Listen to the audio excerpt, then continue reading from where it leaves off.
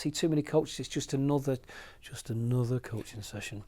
And I'm thinking, why are you bothering? I might as well coach myself. They're the things they have to portray. Enthusiasm and body language is a massive thing for that. So why is it important for a coach to manage their emotions? So I suppose for me, one of the most important things with coaches managing their emotions is the fact that it's sort of a trickle down to the rest of the team. And in that position as a coach, you're sort of leading the tempo and leading the environment, and I think it's really important as a role model and as somebody leading that team that you're able to manage your emotions and show composure and make sure that the people in your care feel that you're composed and in control of the situation. Yeah, I think if you have a coach that's emotional, like there's quite a lot of emotion attached to the game as it is, so the players are experiencing a lot of emotions, and if the coach's emotions are heightened, it's just going to further heighten the emotions of the players. So if the coach is irate and angry and shouting, like that's gonna add to the emotions that the players are feeling. So how do we almost calm the situation and help them to regulate their emotions? It's also important that the coach is able to support the players. So if the players have all these complex things that are happening in the game, and they've got to try and solve problems that may exist early in the game and all the way through the game, the coach can possibly help them with certain little tweaks to how they're playing. So he's got to be able to observe rather than be pent up and unable to control his emotions. So, what are the expected behaviours a coach should demonstrate? Well, I think that links back to we need to be role models. So the behaviours we would expect would be respect to authority, whether right or wrong. Everyone will make a mistake, and if we don't feel as coaches we're not going to make a mistake, then we're probably not being honest. It's the same for the players. And we need to be role models in all different areas of the game that may go well or not. Yeah, agreed. I think for me it's that piece around, we talk, especially in development settings where we want that sort of psychological safety, and we want players to feel that they can express themselves and make mistakes and learn from that. And those behaviours are really, really important in terms of the connection of the coach, facilitating an environment where players feel safe, where they feel supported, where they feel they can make mistakes. And those behaviours from the coach, whether it's during practices or whether it's on the side during a game, replicate the environment that's safe and supportive. Yeah, I think from a grassroots perspective, when we're talking about emotions, there's lots of emotions associated with the game. So we want as coaches, we want players to feel what we'd probably perceive as positive emotions in terms of they're happy, they're enjoying it, they feel safe.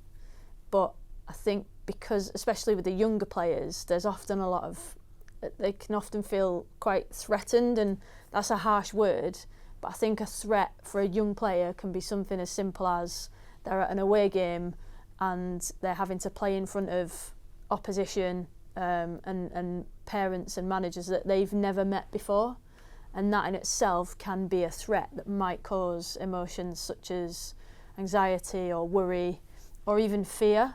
And I think as coaches it's our responsibility to just be that kind of calming and safe influence that helps to dissolve those threats that players might be feeling in their particular environment, and to make sure that their experience of the game is a positive one, and they're experiencing emotions like we've talked about, such as enjoyment and joy and etc. Something that I sort of believe massively in as well is around sort of being solutions based with your information, that allows you then, whether you're winning or losing, there'll be performance problems or things that you can support your players to do better in. And players know if they've made mistakes, they don't necessarily always need that highlighting to them. They can have solutions to problems or information framed in a way that gives them challenges or sort of see, I guess, results in a slightly different way, as well as an opportunity of growth, opportunity to learn and step up to different kinds of challenges. And I think if the coach embodies that in their behaviours and the way they approach fixtures and game days, that's going to help players massively as well. Having that empathy helps you to become solution based, doesn't it? Because if you can understand, like if a player has made a mistake, like we can try and understand how they're feeling in that moment. So rather than adding further pressure and further threat to the situation, we're empathising, we know how they're feeling, and we're switching to, right, let's focus on how we put it right. But it comes from a place of empathy, so I think that I would say that's a really important thing to have as a coach. Okay, so what is the most common poor behaviour that you've seen coaches exhibit at training, and what is the best way for a coach to correct that? The most common poor behaviour is probably around sort of frustrations of players not taking on board the message that the coaches want to deliver. And quite often that's directed in frustration at the players that they're not understanding the practice, and very rarely is stripped back to the why. And is it the practice design? Is it something that I'm not communicating effectively? Is this appropriate for the group of players that I'm working with? Is the level of stress and challenge correct? But certainly I think like a visible frustration in players and trying to get a session across and it's not going how you feel it should do, and then becoming really frustrated and it's obvious that you feel it's the player's fault, I think is something that I've seen quite often. I think that often leads to that, like frustration leads to like the coach talking too much and then trying to almost talk players through the game. And I find it quite amusing. I've literally said to coaches before, like, you do know that half the time they don't even hear what you're saying, and they're like, what? Selective hearing. But yeah, like more often than not, the players can't hear or they can't fully hear everything that's been said. But I think trying to talk too much and talk them through the game when, if we've got that development mindset, then they're not going to develop if we're just constantly telling them what to do. I think mine would be poor body language. I think you've got to be in a position when you're walking out into the training field or into a game that you portray positive body language. You're not going to react too much to a mistake, not understanding the practice. If you don't listen enough, then it may just be concentrate on the other person and they'll come back into the group. I think it is around poor body language. You have to expect it to, if it is a coaching session, this is going to be the best coaching session you've ever delivered, even though you might have been working all day, you're tired, you've had no tea, and you're thinking, no, this has to be the best, and you've got to, it has to look like that when you're walking out. I see too many coaches, it's just another coaching session. And I'm thinking, why are you bothering? I might as well coach myself. They're the things they have to portray enthusiasm, and body language is a massive thing for that.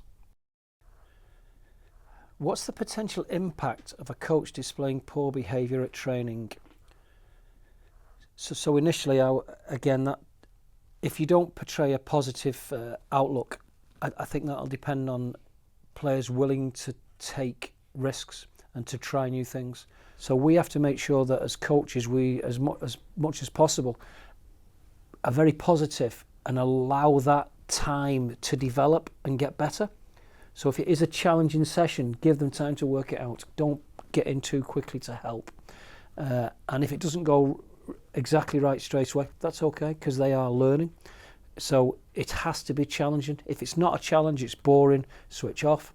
If it's too hard, the same thing will happen. So make sure your challenges are right, but give the players the opportunity to work through and get better. From a grassroots perspective, well, any context, like if the potential impact of coach showing negative behaviours is that they don't come back next week, the players don't come back, and we've literally just had 2 brand new coaches start at our club, 2 dads, never coached before. I remember like they're ringing me up like, first week on Tuesday, like what do we do? And I was like, what practices and what do we do with them? I was like, just promise me one thing, just make sure they come back next week. That's all I need you to do for this first month. Just make sure the kids come back next week. And they were like, is that it? I'm like, well, yeah, that's our job, like, especially in that context. We just got to make sure they come back, because most of the players just set up a new girls team. So a lot of them were new to football as well. And they were then just thinking about, right, well, what does that mean in terms of how do they have to portray themselves? How do they have to behave? What's the environment that they create for those players if we want them to come back next week? And it got them thinking, and they almost forgot about the practices for a second and just thought about how they needed to be. Doesn't change though. What we just said there, doesn't change in the programme. So in the programme, when I first started off at the academy, my academy manager would say, as long as they run through the gate, we're fine. They've got to love coming in.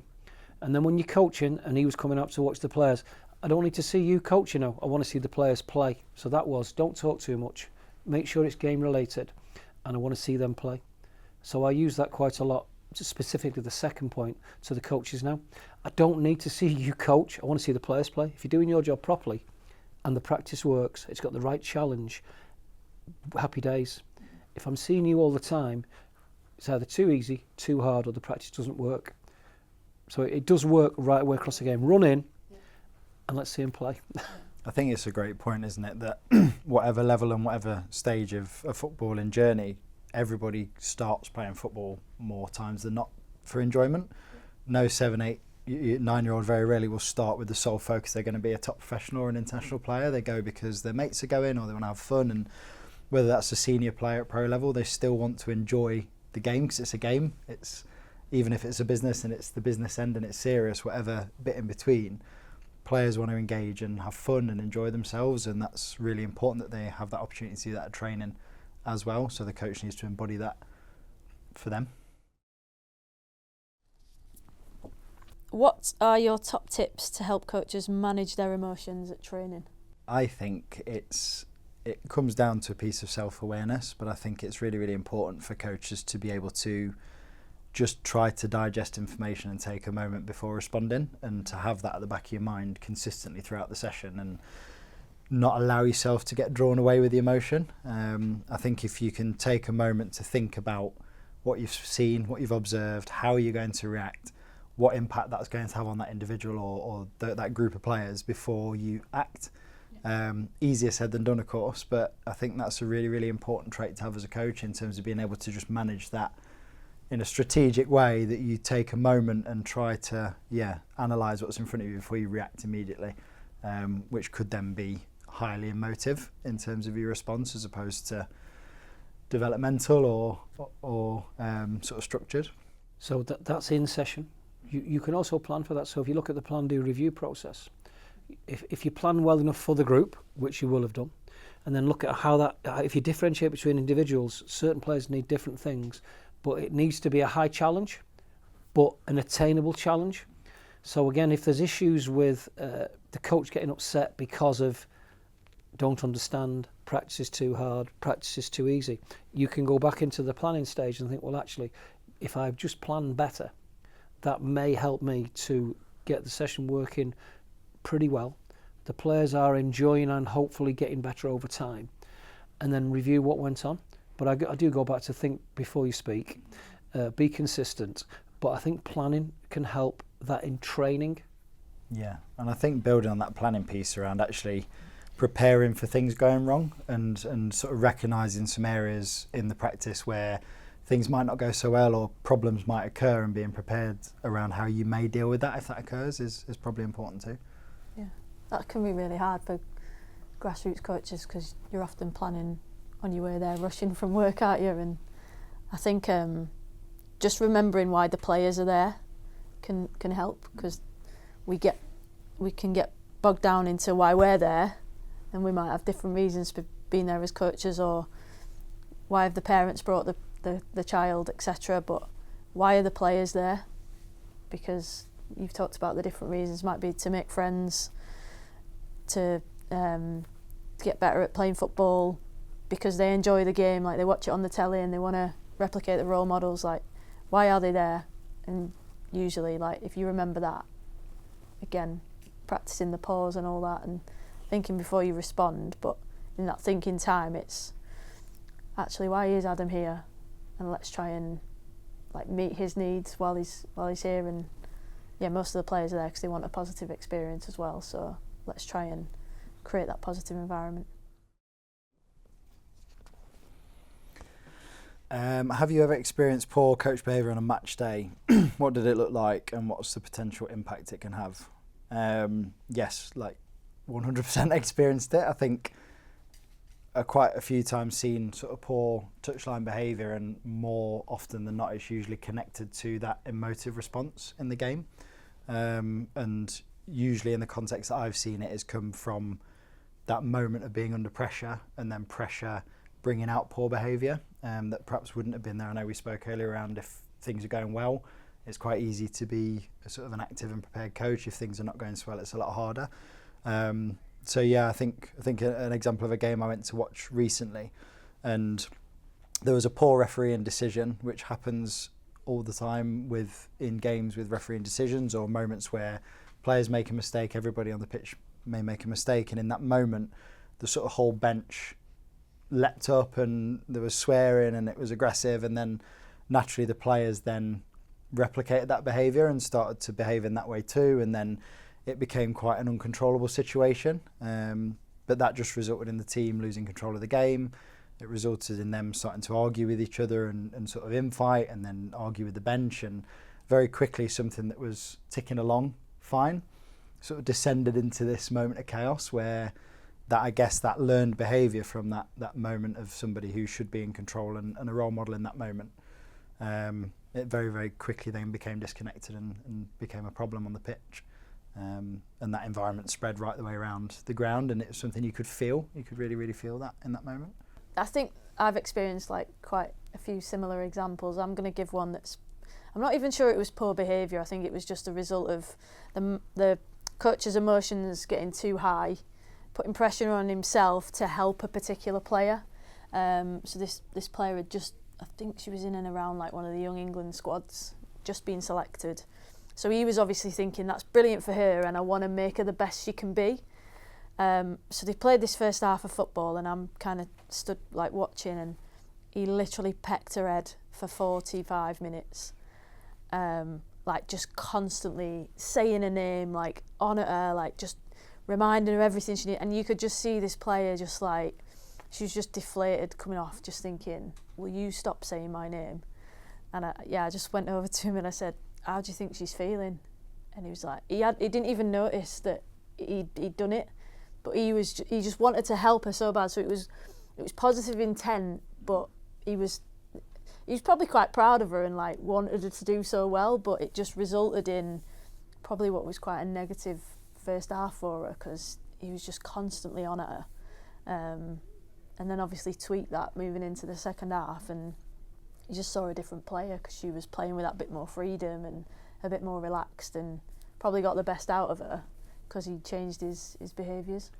Yeah, mine would be fairly straightforward. I remember a situation where how the coach spoke to his own staff and how he was speaking to his so-called staff, and also the comments that he makes that the players could hear. So you've got to be very careful when you say it, how you say it. But again, who's around you, and would you really want to be spoken to in the way that he'd spoken to some of his staff? So that would be one example of so the conversation was around, do you realise that when you said this, you were speaking to one of your MDT team? And how does that look in front of the players? And you do realise that the comment you made to that player that he probably can't hear, but the 6 people on the bench can, and you don't think that they're going to relay that to the players. So again, it goes back to consistency, communication, body language, how you deal with people, which goes back to where we have to be a role model. And if we step out of line, which, by the way, I have done, you just have to be honest enough to say, yep, that wasn't a great example, was it? However, let's move on. So they know that you recognise it's not the right example, and you move forward. That would be the way I'd answer that question. I think it's a great point where you can be vulnerable in those situations, because we make mistakes all the time as coaches, and I think that bit of self-compassion sometimes, actually you're going to make mistakes, and it's okay to hold your hands up even as a person in charge to say that wasn't right for me, I got that wrong. I think it's a really important point. To wrap up this discussion, what are your top tips to help coaches manage their emotions and behaviour? I think really sort of succinctly for me would just be to try to practice self-awareness and be aware of your behaviours and emotions first, and how those emotions can unfold in behaviours and what effect that has on people around you. And once you start to be mindful of that and observe it, it becomes easier to notice it and catch yourself in and catch yourself out almost, in terms of what does my behaviour look when it's really, really good and the players enjoy experiencing my coaching and they're enjoying the game and enjoying the practice, versus what does it look like and how am I behaving when the players aren't responding well to me? Or I think it's really, really important. So they would probably be my top tips. I would say be consistent. What does that look like? Help the players to get better. And if I'm watching a coach work, I shouldn't really be able to tell what the score is either way. But don't be afraid to sometimes say, no, you're better than that. This is not what we're about. So there you're taking away the person. You're just saying, no, that's not what we want as behaviour, but we're not making it personal. So we're taking the personal side out of it. But it goes back to consistency and know yourself. I think it's remembering the context, and the majority of coaches we work with, especially in grassroots, is, and it sounds a bit harsh, but it's not about us, it's about them. As in, it's about the players. So what are their needs? What environment do we want to create for them that makes them want to come back again and creates a really positive environment, and almost take it away from ourselves as coaches, because it's not about what we want, it's about what the players want.